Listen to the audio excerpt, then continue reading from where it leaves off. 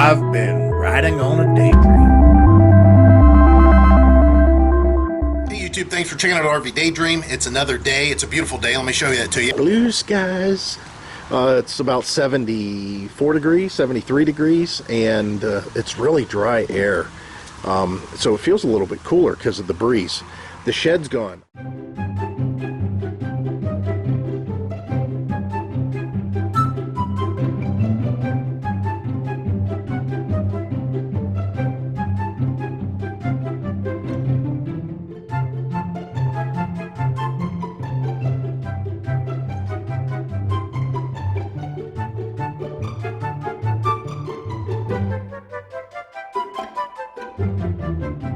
I sold the shed. I also sold 2 string trimmers and a push mower, so things are going good on Craigslist, but that's pretty typical, tell you the truth. It's not like I priced this stuff through the roof. I just priced to sell. I've got to do some work out in the garage here. The mopeds need to be put up on the lift for 2 reasons. The main reason is to clean them up and make them look a lot better so I can take some photos and put them on Craigslist. The second is to make room in the garage, and that is because there's a bunch of stuff going here. Now, I talked about that the other day, household change, a pretty major household change that we've got going on. And that is our daughter's moving back home. Things didn't quite work out with her and her boyfriend, her fiance. They've been together now, since she was a sophomore in school and he was a junior. So they've been dating for, 5 years, I guess it's been.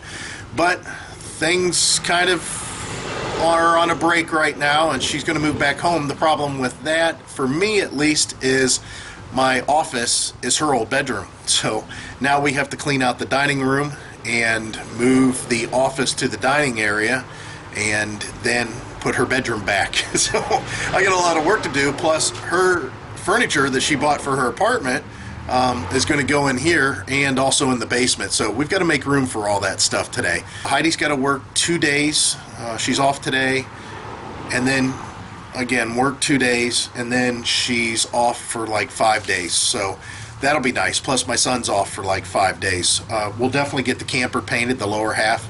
But when Heidi comes back from her little running around that she's doing with the kids uptown, she's going to take my truck and they're going to load the furniture while I make room and kind of shuffle all this stuff around. I don't know how that's going to work as far as our plan. Plans are very fluid. So I'll have to see, on down the road here within a couple years, what happens. You can only plan so much. So that's what I'm doing today. I want to give you an update, and lots of work, obviously. It's a beautiful day in Ohio.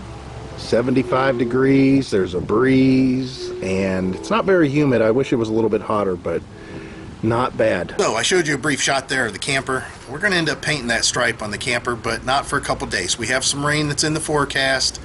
This is an oil-based paint. You don't want to have oil-based paint trying to dry when it's raining. It just doesn't work out so well. So we'll wait to make sure that we've got a few days of dry. Let me show you the garage. Look at all this stuff. And there's more in the basement.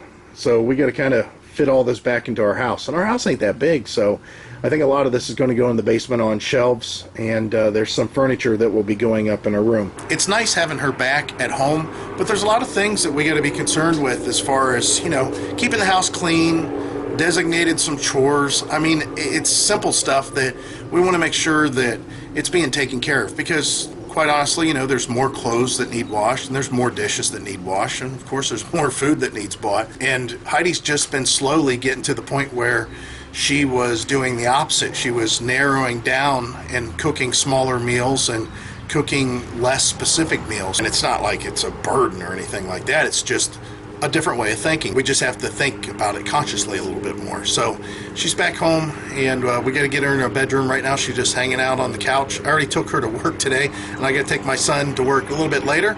So I'm going to close this out, make it short, and we'll pick this up whenever we start painting on the camper. And you can hear those helicopters doing takeoffs. Oh, it's just hovering today. Let's go see. They're doing some sort of practice as far as hauling stuff in.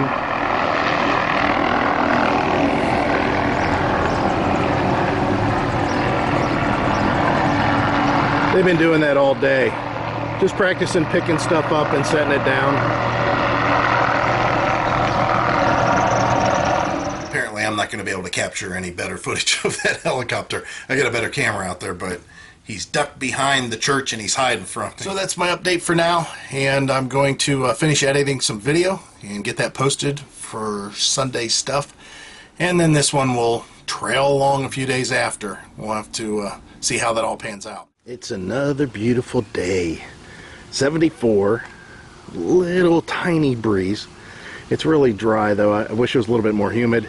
And it's going to be 78 today. There's a little chance of rain possible, but I don't think so. And it's nice. Look at the sky. Just so blue and clear. I got something that I want to do to the camper. Well, of course we're going to have to start cleaning it so we can paint it, because Heidi's going to be off in about, I don't know, a few hours, and she's going to be off for 4 days then. That'll be kind of nice, but we got some rain coming in, so I don't think we're going to be able to paint it quite yet. But I want to talk about my holding tank. I don't know if you can tell, but it kind of bows in the middle there a little bit. You have the main support that it sets on right there. You have another one that's right there.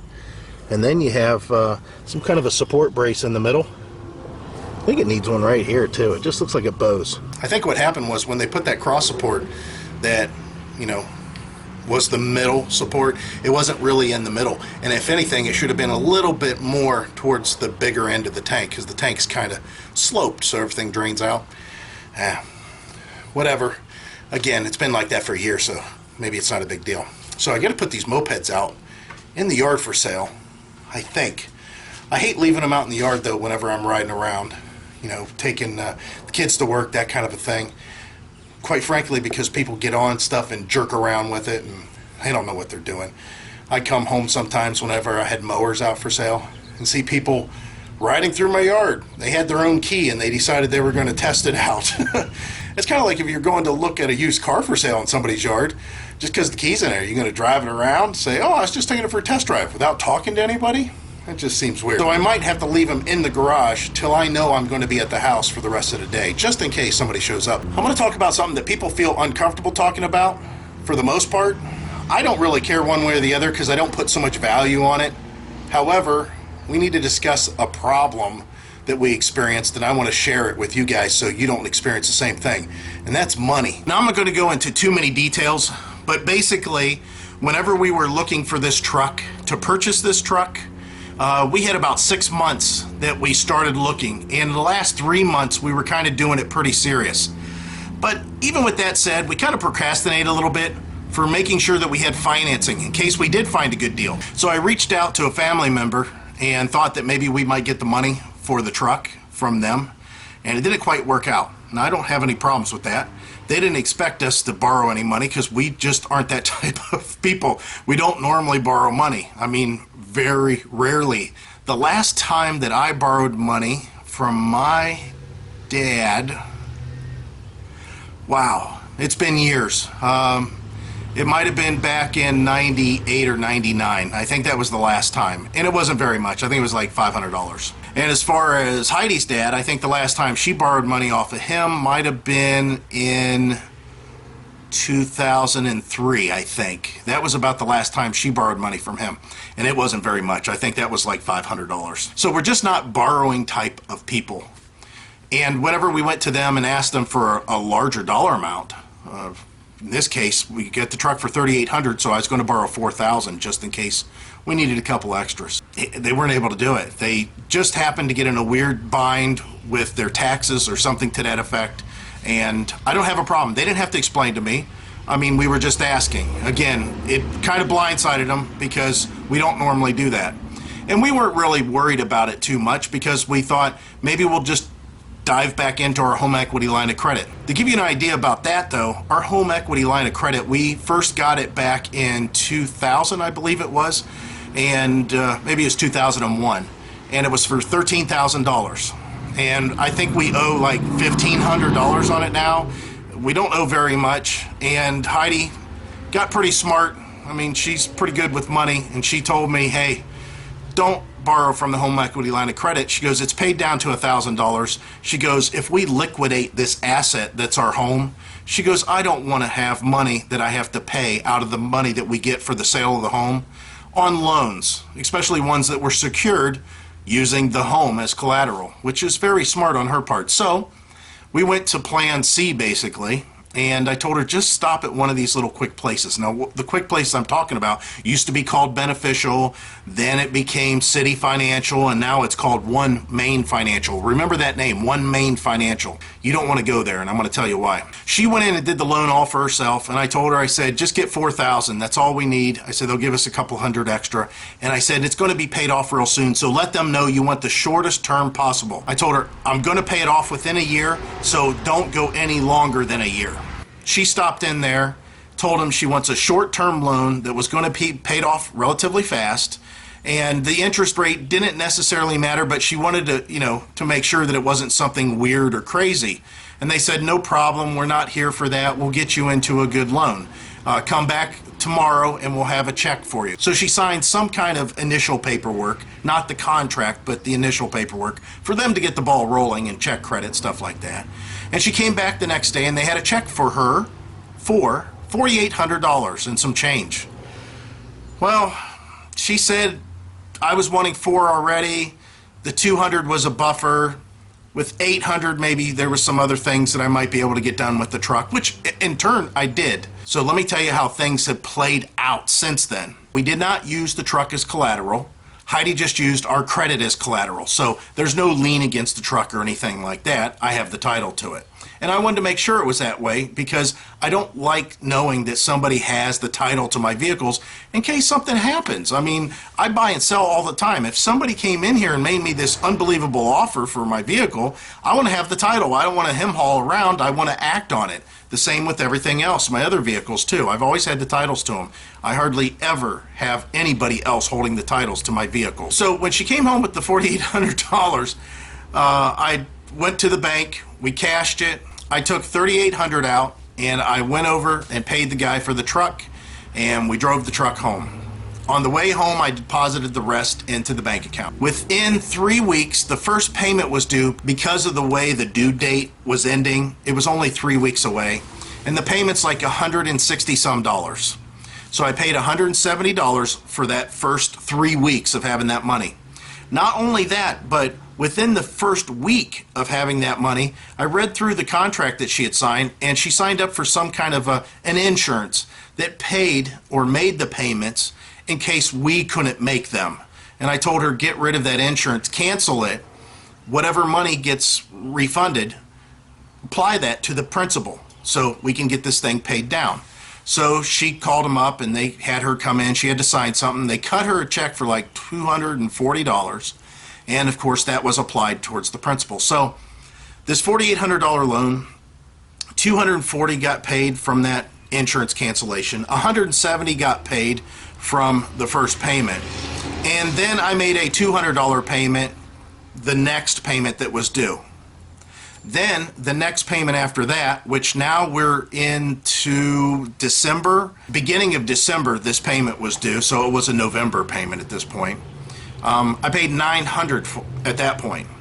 Then, because of Christmas and New Year's, I wanted to make sure that we had some money for Christmas stuff, so I made the minimum payment, $170 and $170.